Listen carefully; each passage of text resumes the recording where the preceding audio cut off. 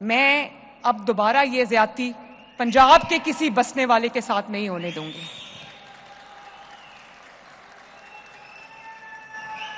میں اگر کسی کے منہ سے کوئی بات نکل جاتی ہے، اس کے منہ سے نکل گئی، اس نے معذرت کر لی تو یہاں پر بات ختم ہو جاتی ہے۔ معافی مانگو تو اللہ تعالیٰ بھی معاف کر دیتا ہے۔